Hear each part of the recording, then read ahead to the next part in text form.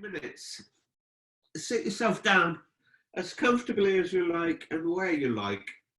By where you like, I mean whatever kind of surface you want to sit on, whether that's a cushion on the floor, or if you're very supple, maybe the floor directly, which I suspect isn't many of us, or indeed on a chair or a stool if that's your preference. So there is no harm at all and no kind of shame at all in sitting on a stool if that's what you need, or a chair if that's what you need. So do look after yourself, particularly as it's a slightly longer session today, or kind of combination of series of sessions over 3 hours. We will have a break in the middle, so don't panic. And of course, you can always just self-manage yourself. If you need to go out for a comfort break, then just go. Nobody minds in the slightest. So if you just rock your hips, you can go forwards or back or side to side, or a little combination of all of the above, so that the pelvis feels nicely established with what you're sitting on. That's a good term to put it, established. I don't know, settled probably is better. And then sooner or later, you might find a kind of middle ground, a kind of balancing ground on both sit bones. And if you were to look at the sit bones, if you were to anatomize them, take the body apart, you'll find there are little ridges rather than direct points that you sit on. There's little kind of ski-like ridges. You want to sit towards the back third of those ridges. So if you think of the back of your pelvis being the sacrum, then the heel of the pelvis, the back of the pelvis, the sacrum there wants to be the furthest point backwards. So what you don't want to do is concave the front of the body as you sit. That's not to say you want to go the other way and kind of arch the lower back. So the pelvis is nicely settled. And somebody was showing me the other day one of those little toys. I don't know if they were all called the same thing for everybody, but we used to call them weebles. And they have a weight in the bottom of a kind of egg shape little character. The one that somebody was showing me the other day was Donald Trump Weeble. Don't ask. And it just kind of finds its settling base and then comes to a still point and is nicely stable. And that's kind of the feeling you want at the base of your sitting posture. So be a Weeble, a Kum Nye Weeble.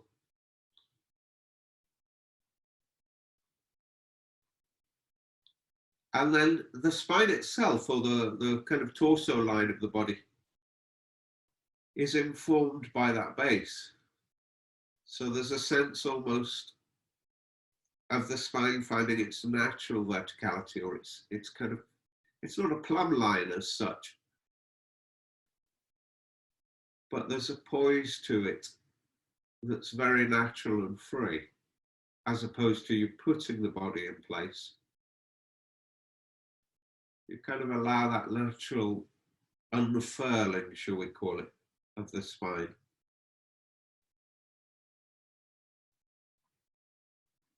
Because of the stable base and that nice quality of the spine, nice in the sense that it's effortless, it's not imposed upon particularly, the shoulders can kind of relax. And we tend to think of the arms and shoulders being something on the sides of the body. Can we get used to, particularly in today's practice, of thinking of the arms connecting to the back of the body? So if you think of not just the physical shoulders themselves, but the structure of the arms and shoulders, the shoulder blades and the musculature of the back, just gently settling down.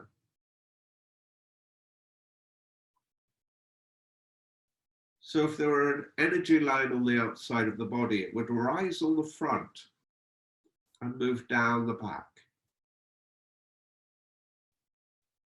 So if you think gently up the front line of the body, very subtly, and down the back.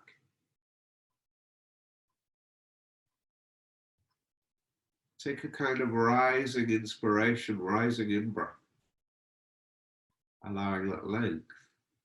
And allow the back body and the pelvis to settle on the out breath for a couple of breaths.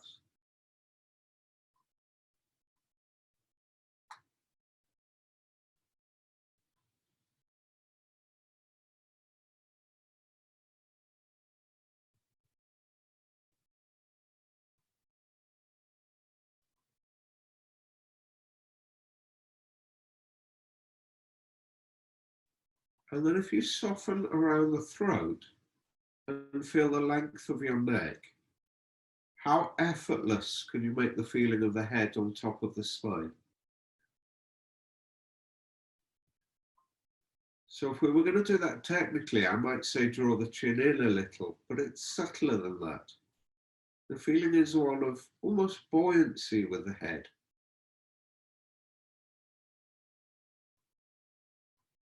It's partly to do with that instruction of dropping the shoulders.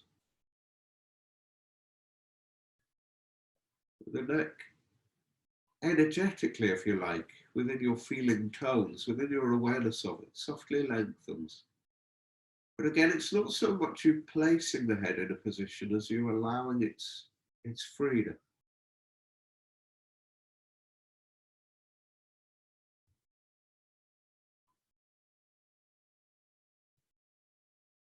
And then the face can quieten down.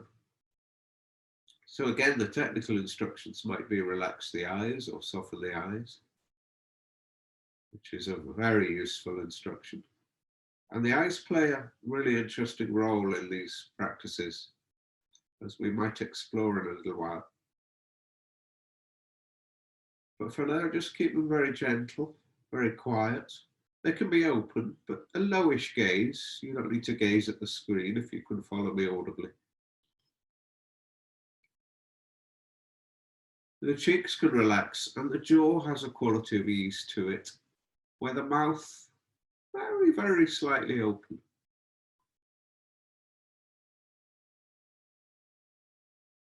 Relax around the gums. And then just with the lightest of touches, allow the tongue to come towards the roof of the mouth and the tip of your tongue to rest very lightly behind the top teeth at the forward edge of the upper palate. Make that lighter, make that subtler.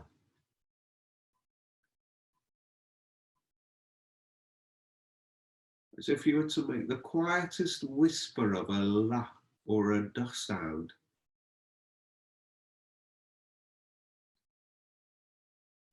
Just almost the impulse to make the sound without actually voicing. Just the quality, the delicacy in the mouth and the tip of the tongue. So that might be a little different from your habit, those of you with a bit more experience. So just play with it. How subtle can that be?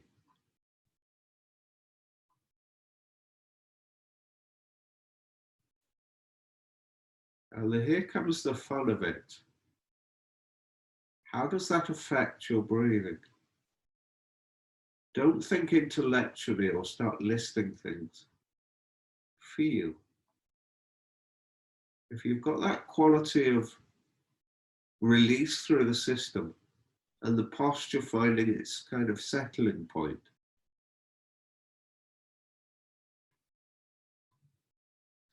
and the subtlety of the tongue position within the slightly open mouth, how does that feel?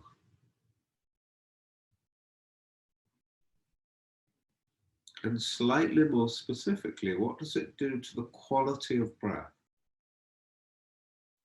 Or the flavor of breath, shall we call it?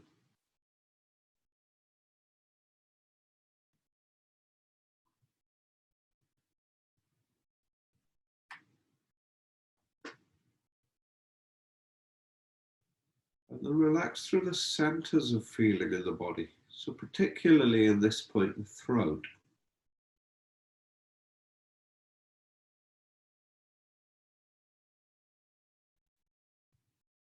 But also a little around the center of the upper body, we might call the heart center.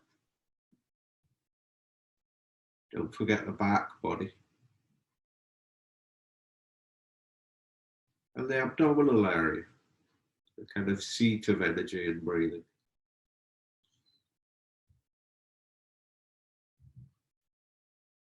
And we want to avoid kind of intellectualizing this or working it out or comparing it to anything you've ever done before. So you also want to relax the head center a little. Give yourself a bit of space upstairs.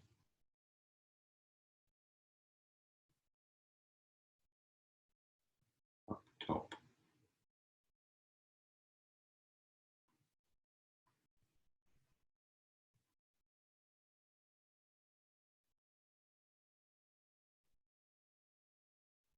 So can we let the traditional instructions of the 7 gestures, the common instructions of the 7 gestures, be as much about the energy as the physical placement of the body?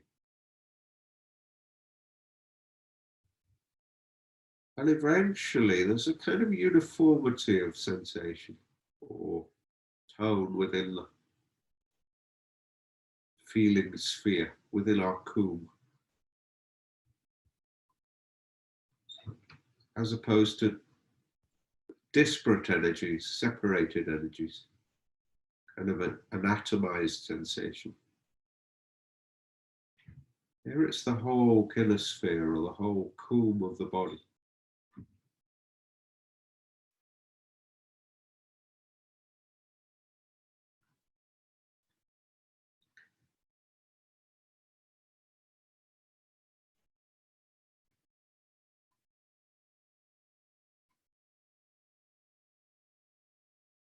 And that's essentially what we're going to work with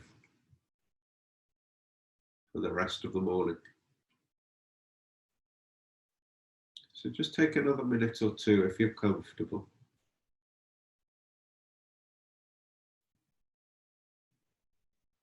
Before we begin to disturb energies and play with them. Move the body, in other words.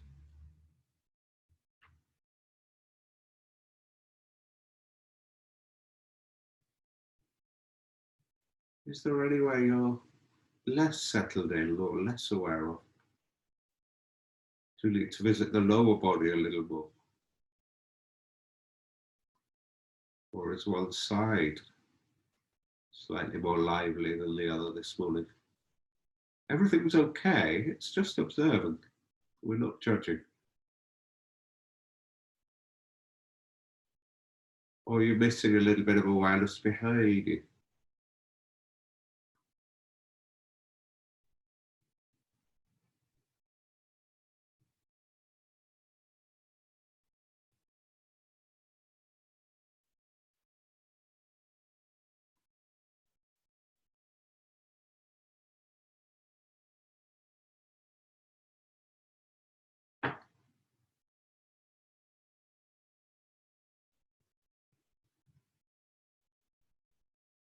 So assuming you're okay sitting a little longer, we'll move straight on with the sitting exercise. Just mentally switching my plan in my head now. And my apologies for those of you who've been coming to the weekly classes, particularly the Tuesday morning classes. I've been putting a little more emphasis on breathing than's often done in some of the early Kum Nye sessions. And that's partly a response to the time we're in, but it's very useful to connect to your breathing and even to slightly play with the breath, slightly increase our capacity a little bit and our control a little bit. The manipulation of breath isn't widely written about in the Kum Nye text or overtly written about in the same way it is in the Hatha yogas. It is in there, but you have to dig for it a little bit. So what we're going to do is just gently begin to feel the sensation of breathing. Begin to feel the kind of sensation in the body that you would label breath if we were in the habit of labeling sensations, which of course we're not. But for now, feel your breathing. or feel that sensation of core you're breathing if we're going to be specific. So don't let the breath be some esoteric thing. Let it be a tangible, touchable feeling in the body.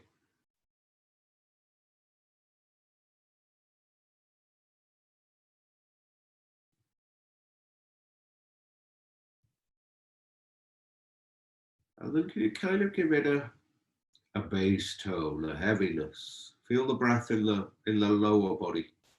If there's no sensation there, you might want to put your hands on yourself, on your abdomen or your waist or your sides or around the navel. Anything that helps you feel, really. You might also want to take a sigh and then feel the impulse of the in-breath, which will be a little bigger, of course, from sighing. But just find that sensation. Don't overthink it, just feel. If you need to, have a wriggle and then relax again. And if it goes on too long, you can always stretch your legs and come back in.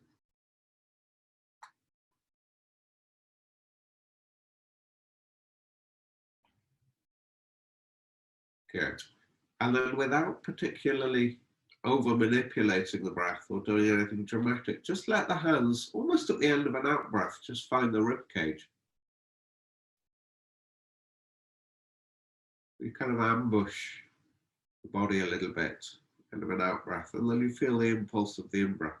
Now, I'm not putting any pressure on there, I'm just feeling. So I'm just using the hands in a particular place. So they're kind of on the side ribs, maybe a little more towards the front. It's not to say there isn't breath in the back, but you don't want to distort the shoulders.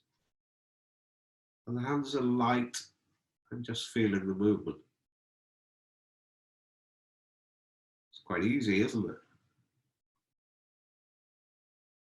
Not quite so easy as to just allow the hands to creep up on the sides of the rib cage. Now I kind of stick my thumbs towards the armpits and then the hands can rest. They're more of an angle now, simply because of the angle of the shoulders. So they kind of follow the line of the ribs. And you may find that you can gently encourage the breathing to where the thumbs are, the side ribs, under the armpits, and where that kind of serratus area, side ribs, in other words, upper middle side ribs.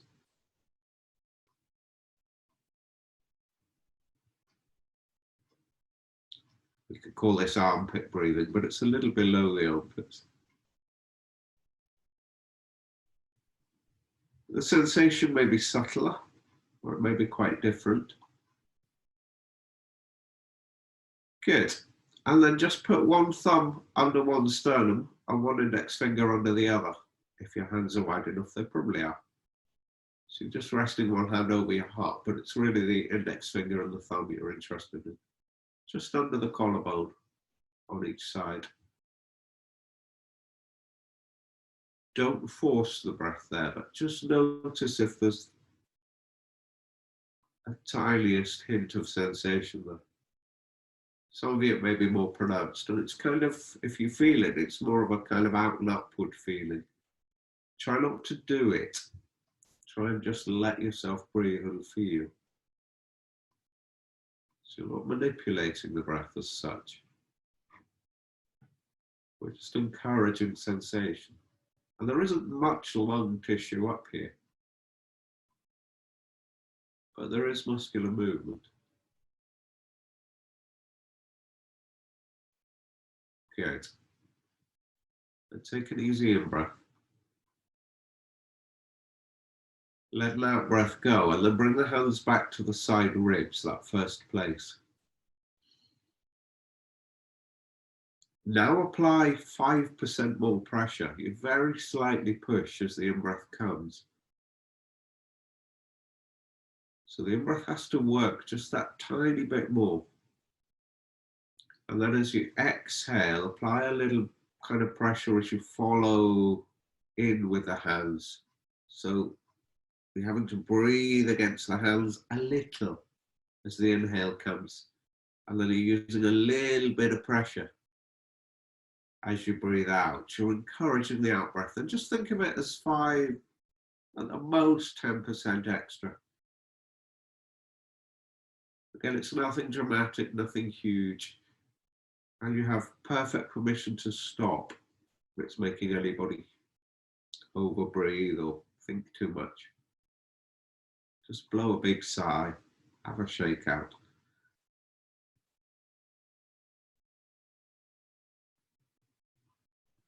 Excellent. Now, can you keep that sensation, that kind of depth and density of breathing, that fullness of feeling, as you release the hands and let them rest? So now you've got a tiny bit more capacity. I call it a density of feeling. That's not an official term, that's a brand term. And can you feel that kind of rising fullness or feeling quality in the lower body? And just let it slowly build. So from the abdomen, you think of breathing it down a little more up into the rib cage, even slightly up towards the upper torso, the chest. Not to the point where the abdomen diminishes. Then relax in the upper, relax in the middle, and let the out breath go in the lower. So the breath comes in low, slowly rises, a little more, and then you breathe out from the top towards the middle ribs, bottom ribs, abdomen and waist. Again, abdomen, middle to upper, upper to middle exhaling, lower. Do a little less, make it a little less stressful for yourself. It's just a feeling of the breath growing and building through the body. Of course, some of you are yogis, long-term practitioners. You may find you want to increase it a touch, but don't do it for the sake of it. Do it if it's absolutely natural for you. And now you can keep the whole thing quite subtle if you want to. And just that tiny bit of finesse, as you get to the top of the inhalation, or the fullness of the inhalation, can you suspend that for a moment? It's just a little hiatus, a little pause at the top of the in-breath. And then you slowly let the out-breath go.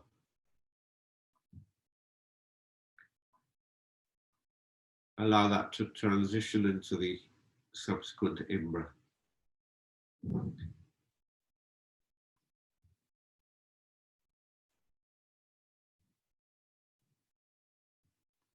That's all it is. Very gentle, very easy. No stress, no strain. No huffing and puffing. Good. One more round, unless of course you've already had enough.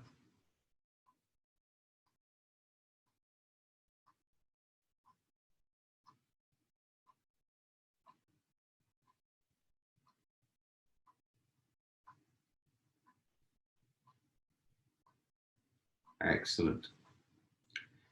If you slightly turn the hands in then, take an easy deep in-breath. You're going to let go through an open mouth. As you kind of loosely shake forwards, breathing out through the open mouth, you're probably saying, what on earth is he going on about? So have a look at one first.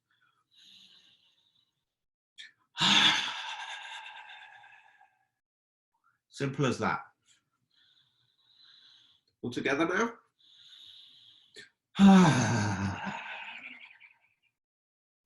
It's just a kind of shaky out sigh. One more. What do you mean you want to do another one? Oh, all right.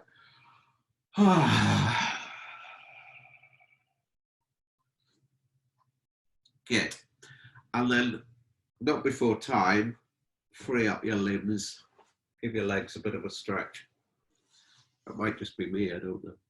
And if you need to give your knees a little bit of a wake up or some TLC, you can do.